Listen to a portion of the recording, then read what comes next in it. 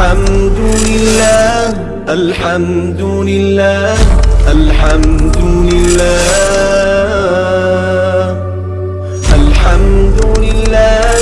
الحمد لله الحمد لله الحمد لله۔ بسم اللہ الرحمن الرحیم۔ نور العزا کا پہلا باب ہے کتاب الطہارہ، سبق نمبر 13 میں خوش آمدید۔ گزشتہ سبق کے اندر ہم نے استنجا کے 3 حکم پڑھے تھے۔ آج کے اس سبق کے اندر ہم استنجا کرنے کا طریقہ یہ سمجھیں گے۔ عبارت دیکھ لیں۔ والغسل بالماء احب والافضل الجمع بین الماء والحجر فینصح ثم یغسل ویجوز ان یقتصر علی الماء والحجر والسنۃ انقاء المحل والعدد فی الاحجار مندوب لا سنۃ مؤکدۃ فیستنجی بثلاثۃ احجار ندبا ان حصل التنظیف بما دونها۔ عبارت ہوگی، اس کا ترجمہ دیکھ لیں۔ حضرت فرما رہے ہیں کہ پانی سے دھونا یہ زیادہ پسندیدہ ہے، اور افضل یہ ہے کہ پانی اور پتھر کو جمع کرے، پہلے مسح کرے، پھر اس کے بعد اس کو دھوئے، اور یہ بھی جائز ہے کہ وہ اتفاق کر لے پانی پر یا صرف پتھر پر۔ اور سنت ہے جگہ کو پاک کرنا، اور عدد پتھر میں یہ مستحب ہے، سنت نہیں ہے، سنت موقدہ نہیں ہے۔ لہذا استنجا کرے گا 3 پتھروں کے ساتھ مستحب ہونے کی وجہ سے، اگرچہ اس کو پاکی حاصل ہو جائے اس سے کم میں۔ عبارت اور ترجمہ ہو چکا ہے، اب چلتے ہیں اس کی تشریح کی طرف۔ دیکھیں، حضرت فرما رہے ہیں کہ پانی سے دھونا یہ زیادہ محبوب ہے، کیونکہ پانی سے ذرا پاکی اچھے طریقے سے حاصل ہو جاتی ہے، لیکن افضل یہ ہے کہ آپ پانی اور پتھر دونوں کو جمع کریں۔ پہلے مٹی کے ڈھیلے سے استنجا کر لیں، پھر اس کے بعد اس کو اچھے طریقے سے استنجا کرنے کے بعد اس کو پانی سے دھو لیں، تو اس میں مکمل طریقے سے پاکی اچھے طریقے سے حاصل ہو جائے گی۔ تو یہ فرمایا کہ افضل یہ ہے کہ جمع کیے جائے پانی اور پتھر کو، پہلے مسح کر لے، یعنی اس کے ساتھ پتھر کے ذریعے سے پونچھ لے، استنجا کر لے۔ آج پتھر نہیں ہے تو آپ آج کے دور کے اندر ٹیشو پیپر کے ذریعے سے اس کو صاف کر لیں، پھر اس کے بعد پانی سے دھو لیں۔ اور یہ بھی جائز ہے کہ صرف پانی پر اکتفا کر لیا جائے یا صرف پتھر پر اکتفا کر لیا جائے، یہ بھی جائز ہے۔ اگر آپ پتھر نہیں استعمال کرتے، استنجا نہیں کرتے، صرف پانی سے دھو لیتے ہیں تب بھی کافی ہے، اور اسی طریقے سے اگر آپ پانی استعمال نہیں کرتے، صرف پتھر استعمال کر لیتے ہیں تو یہ تب بھی کافی ہے۔ تو انسان کو ذرا اس حوالے سے سہولت حاصل ہے کہ اگر آپ کو اس طریقے کی بیماری اور مرض نہیں ہے، پیشاب کے جو قطرے ہیں وہ آگے باہر نہیں پھیلتے ہیں، تو پھر اس حوالے سے ذرا سہولت میں اپنے آپ کو رکھنا چاہیے۔ ایک ٹیشو پیپر ہو، اگر بعض اوقات انسان کو پانی نہ بھی ملے تو ٹیشو پیپر سے صرف اس کو صاف کر لے تو اس کا استنجا ہو جائے گا، اور اس کے بعد جو وہ نمازیں پڑھے گا وہ بھی درست ہوں گی۔ تو بعض لوگ اس کے اندر بہت زیادہ تکلف کرتے ہیں اور پھر اس کے اندر بہت آگے تک چل جاتے ہیں، جب تک وہ پانی سے اچھے طریقے سے دھوتے نہیں ہیں اور پانی کا بہت زیادہ اسراف کرتے ہیں، تو اس طریقے کے کام نہیں کرنے چاہیے۔ تو یہ فرمانے کہ سنت جو ہے انقاء المحل، انقاء کہتے ہیں پاک کرنا، صاف کرنا محل، جگہ کو۔ سنت یہ ہے کہ آپ کی جو پیشاب کی جگہ ہے، پخانے کی جگہ، وہ جگہ صاف ہو۔ والعدد فی الاحجار مندوب، اور جو تعداد ہے 3 پتھروں کے ساتھ استنجا کرنا یہ مستحب ہے، سنت نہیں ہے، سنت موقدہ نہیں ہے۔ لہذا 3 پتھروں کے ساتھ استنجا کرے گا، مستحب ہونے کی وجہ سے، اگرچہ پاکی اس سے کم ہی کیوں نہ حاصل ہو جائے، تو چونکہ ایک مستحب عمل ہے اور مستحب عمل کی ترغیب ہوتی ہے، اس لیے بہتر یہی ہے کہ آپ 3 پتھروں کو استعمال کریں۔ باقی اس کے بعد عملی طریقہ ہے وہ میں اس کو مٹا کے پھر وہ ذکر کرتا ہوں یہاں پر۔ عبارت دیکھ لیں۔ وَكَيْفِيَّةُ الْإِسْتِنْجَاءِ أَنْ يَمْسَحَ بِالْحَجَرِ الْأَوَّلِ مِنْ جِهَةِ الْمُقَدَّمِ إِلَى خَلْفٍ وَبِالثَّانِي مِنْ خَلْفٍ إِلَى قُدَّامٍ وَبِالثَّالِثِ مِنْ قُدَّامٍ إِلَى خَلْفٍ إِذَا كَانَتِ الْخُصْيَةُ مُدَلَّاتٍ وَإِنْ كَانَتْ غَيْرُ مُدَلَّاتٍ يَبْتَدِي مِنْ خَلْفٍ إِلَى قُدَّامٍ وَالْمَرْأَةُ تَبْتَدِئُ مِنْ قُدَّامٍ إِلَى خَلْفٍ خَشِيَّةَ تَلْوِيثِ فَرْجِهَا ثُمَّ يَغْسِلُ يَدَهُ أَوَّلًا بِالْمَاءِ ثم يدلق المحل بالماء بباطن اصبعين او اصبعين او ثلاث ان احتاج ويساعد الرجل اصبعه الوسطى على غيرها في ابتداء الاستنجاء ثم يساعد بنصره ولا يقتصر على اصبع واحدة والمرأة تساعد بنصرها واوسط اصابعها معا ابتداء خشية حصول اللذة ويبالغ في التنظيف حتى الرائحة الكريهة وفي إرخاء المقعدة إن لم يكن صائما فإذا فرغ غسل يده ثانيا ونشف مقعدته قبل القيام إن كان صائما۔ عبارت ہوگی ہے، اس کا ترجمہ دیکھ لیں پھر تشریح کرتے ہیں۔ اور استنجا کی کیفیت طریقہ یہ ہے کہ پہلے پتھر سے مسح کرے گا آگے سے پیچھے کی جانب، اور دوسرے سے مسح کرے گا پیچھے سے آگے کی جانب، اور تیسرے سے مسح کرے گا آگے سے پیچھے کی جانب اگر خصیے ڈھیلے ہوں، اور اگر وہ ڈھیلے نہ ہوں تو ابتدا کرے گا پیچھے سے آگے کی جانب، اور عورت ابتدا کرے گی آگے سے پیچھے کی جانب، اس ڈر سے کہ اس کی فرج پر نجاست نہ لگ جائے۔ پھر وہ اپنے ہاتھ کو دھوئے گا ایک مرتبہ پانی کے ساتھ، پھر جگہ کو ملے گا پانی کے ساتھ، انگلیوں کے باطن سے، ایک انگلی سے یا 2 انگلیوں سے یا 3 انگلیوں سے اگر ضرورت ہو، اور آدمی چڑھائے گا اپنی درمیانی انگلی کو۔ اس کے علاوہ میں استنجا کے شروع میں پھر چڑھائے گا اپنی بنسر انگلی کو، اور اقتصار نہیں کرے گا ایک انگلی پر، اور عورت وہ چڑھائے گی اپنے بنسر کو اور درمیانی انگلی کو اکٹھے، ڈرتے ہوئے لذت کے حاصل ہونے سے، اور مبالغہ کرے گا پاکی حاصل کرنے میں یہاں تک کہ بری بدبو آنا بند ہو جائے، اور مقد کو ڈھیلا چھوڑے گا اگر روزے دار نہیں ہے، اور جب فارغ ہو جائے گا تو اپنے ہاتھ کو دوسری مرتبہ دھو لے گا اور اپنے مقد کو خشک کر لے کھڑا ہونے سے پہلے اگر وہ روزے دار ہے۔ عبارت اور ترجمہ ہو چکے ہیں، اب چلتے ہیں اس کی تشریح کی طرف۔ دیکھیں یہاں سے جو مقد ہے اس کے استنجا کرنے کا طریقہ بیان کیا جا رہا ہے کہ مقد پر آپ نے استنجا کس طریقے سے کرنا ہے۔ تو پہلی بات یہ فرمائی ہے کہ دیکھیں اگر تو خصیے ڈھیلے ہوں یا ڈھیلے نہ ہوں، اس میں تھوڑا سا فرق ہے۔ اگر تو خصیے ڈھیلے ہیں تو پھر آپ آغاز کریں آگے سے پیچھے کی جانب، کو پتھر ہے تو اب آگے سے پہلے پیچھے لے کر جائیں، ایک پتھر ہو گیا، پھر دوسرے پتھر سے پیچھے سے آگے لے کر جائیں، 2 ہو گئے، پھر تیسرے پتھر سے آگے سے پیچھے لے کر جائیں، یہ 3 پتھر ہو گئے۔ یہ کیا جائے گا اگر خصیے ڈھیلے ہیں، اور اگر ڈھیلے نہیں ہیں تو پھر پیچھے سے آغاز کرے، پہلا پتھر استعمال کرے پیچھے سے آگے لے کر آئے، اس کو پھینک دے، دوسرا پتھر استعمال کرے آگے سے پیچھے لے کر جائے، اس کو پھینک دے، تیسرا پتھر استعمال کرے پیچھے سے آگے لے کر آئے، اس کو پھینک دے۔ تو عام طور پر ہوتا یہ ہے کہ جو گرمیاں ہیں اس میں گرمی کی وجہ سے انسان کے خصیے وہ ڈھیلے ہو جاتے ہیں، تو اس لیے گرمیوں کے اندر وہ یہ والا استعمال کرے طریقہ آگے سے پیچھے کی جانب، اور سردیوں کے اندر ڈھیلے نہیں ہوتے، سردی کی وجہ سے سکڑ جاتے ہیں، تو اس لیے سردیوں میں وہ پیچھے سے آگے والا طریقہ یہ استعمال کرے۔ یہ طریقہ ہے مردوں کے لیے۔ عورت کا میں بتاتا ہوں، پہلے اس کو دیکھ لے۔ فرما رہے ہیں کہ مسح کرے گا پہلے پتھر کے ساتھ آگے سے پیچھے کی جانب، دوسرے سے پیچھے سے آگے کی جانب، اور تیسرے سے دوبارہ آگے سے پیچھے کی جانب اگر اس کے خصیے ڈھیلے ہیں، اور اگر خصیے ڈھیلے نہیں ہیں تو ابتدا کرے گا پیچھے سے آگے کی جانب۔ یہ تو ہو گیا مرد کا۔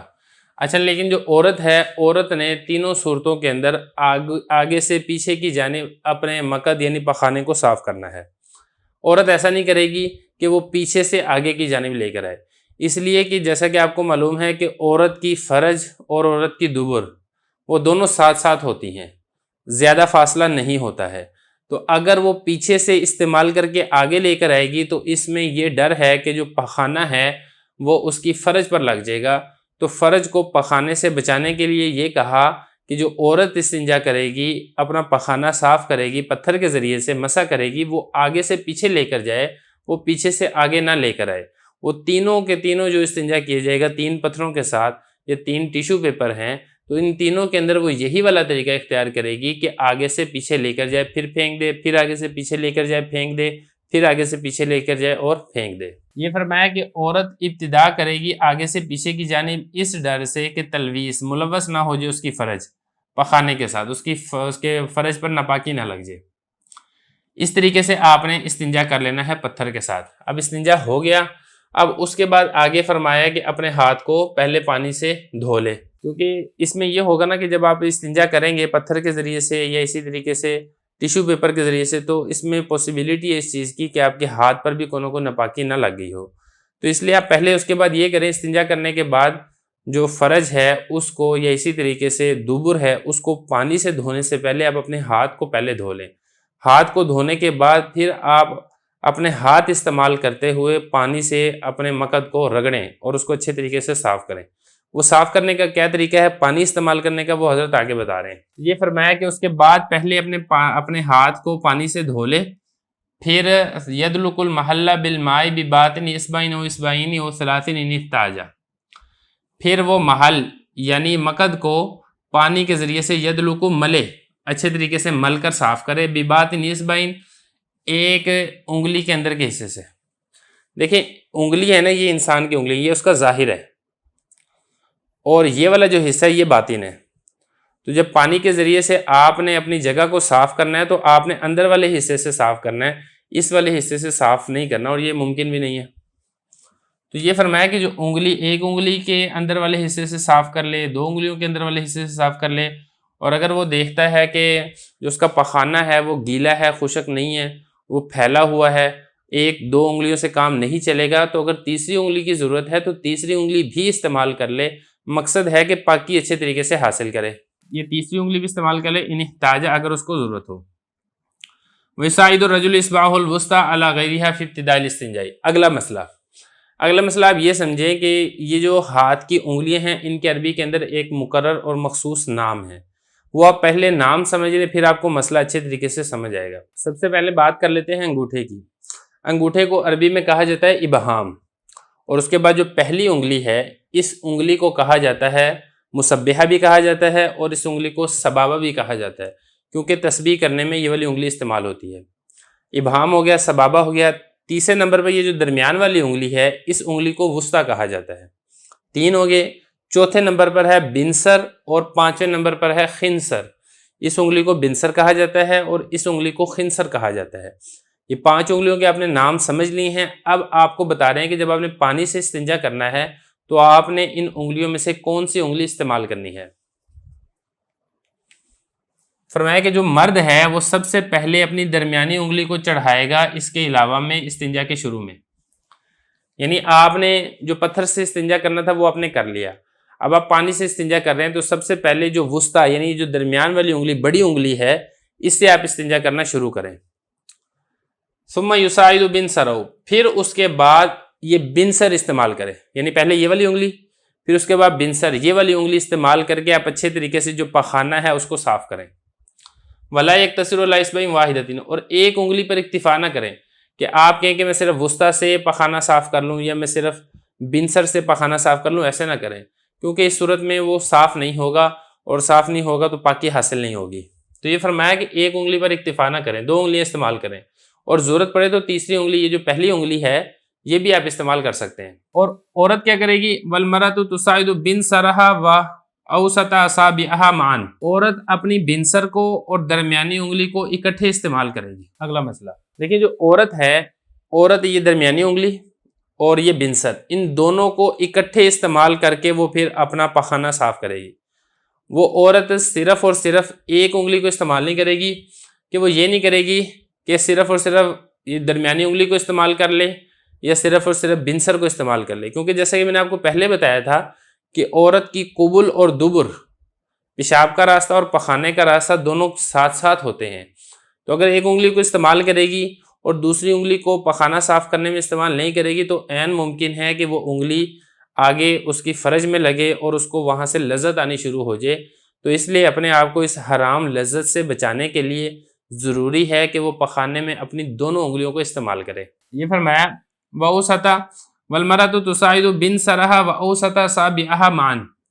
عورت اپنی بنسر اور درمیانی انگلی کو اکٹھے استعمال کرے گی، خشیۃ حصول اللذتی، لذت کے حصول سے ڈرتے ہوئے کہ اس کو کہیں لذت آنی شروع نہ ہو جائے۔ یہ طریقہ ہو گیا پانی کے ساتھ آپ نے کس طریقے سے استنجا کرنا ہے۔ آگے فرمایا کہ پاکی حاصل کرنے میں مبالغہ کیا جائے گا یہاں تک کہ جو بری بدبو ساری ختم ہو جائے۔ آپ اس وقت تک اپنے مقد کو دھوتے رہیں جب تک اس کی بدبو ساری ختم نہ ہو جائے، پخانے کے سارے ذرات ختم نہ ہو جائے اور آپ کو تسلی نہ ہو جائے۔ تو یہ فرمایا کہ پاکی حاصل کرنے میں مبالغہ کیا جائے گا یہاں تک کہ جو بری بدبو ہے وہ بھی ختم ہو جائے۔ وفی ارخاء المقادتی ان لم یکن صائما، اگلا مسئلہ یہاں پر یہ بیان کیا ہے کہ اگر روزے دار نہیں ہے تو وہ تھوڑا سا زور لگا کر اپنے مقد کو ڈھیلا کر دے۔ جب مقد کو ڈھیلا کرے گا تو اس کا اندر والا حصہ تھوڑا سا باہر نکلے گا، اور جب پانی سے صاف کرے گا تو اچھے طریقے سے طہارت حاصل ہوگی۔ اور اگر وہ ڈھیلا نہیں کرے گا اور اس کو ٹائٹ کر کے بیٹھے گا تو پھر وہ وہاں سے اگر دھو لے گا تو پھر عین ممکن ہے کہ اندر والے حصے پہ کچھ نہ کچھ ناپاکی لگی رہ جائے اور صحیح طریقے سے پاکی حاصل نہ ہو۔ اچھا، یہاں پر ایک سوال ہی پیدا ہوتا ہے کہ پھر روزے دار کی کیوں شرط لگائی ہے کہ روزے دار نہ ہو؟ لیکن اس کی وجہ یہ ہے کہ جو روزے دار ہے اس کا روزہ حلق میں کوئی چیز چل جائے تب بھی ٹوٹ جاتا ہے، معدے میں کوئی چیز چل جائے تب بھی ٹوٹ جاتا ہے۔ تو اگر وہ اپنے مقد کو ڈھیلا کرے گا پخانے کی جگہ کو ڈھیلا کر کے بیٹھے گا، پھر اس میں پانی استعمال کرے گا، تو اس کے بعد جب اس کو سکیڑے گا تو عین ممکن ہے کہ پانی اوپر چلا جائے معدے میں اور اس کے روزے کے اندر خرابی آ جائے۔ لیکن بہرحال یہ تو حضرت نے تھوڑا مبالغہ کر لیا، عام طور پہ ایسے ہوتا نہیں ہے، تو اس لیے آپ اس حوالے سے تسلی رکھیں، بس یہ حضرت کی اپنی احتیاط تھی جس کی وجہ سے حضرت نے اس بات کو ذکر کر دیا ہے۔ تو یہ فرمایا کہ اپنے مقد کو ڈھیلا کر دے اگر روزے دار نہیں ہے۔ فَإِذَا فَرَغَ غَسَلَ يَدَهُ ثَانِيًا، اب جب وہ اس طریقے سے دھو کر فارغ ہو جائے تو اب جب اٹھے گا تو اپنے ہاتھوں کو دوسری مرتبہ بھی دھوئے گا۔ وَنَشَفَ مَقَدَتَهُ قَبْلَ الْقِيَامِ، اور اپنے مقد کو سکھا لے کھڑے ہونے سے پہلے اگر روزے دار ہے۔ بات وہی ہے جو میں آپ کو پہلے بتا چکا ہوں، اگر روزے دار ہے تو وہ اس وقت تک کھڑا نہ ہو جب تک اس کے پخانے کی جگہ اچھی طرح خشک نہ ہو جائے، پھر وہ کھڑا ہو، کہ اس لیے کہ اگر وہ پہلے ہی کھڑا ہو جائے گا تو پانی کے ذرات اوپر معدے میں نہ چل جائے۔ تو میں یہ آپ کو پہلے بتا چکا ہوں کہ فتویٰ اس مسئلے کے اوپر نہیں ہے، آپ جیسے عام طریقے پہ پانی سے دھوتے ہیں، دھونے کے بعد آپ کھڑے ہو جاتے ہیں تو آپ کے روزے میں کسی قسم کا کوئی اثر نہیں پڑتا۔ Allah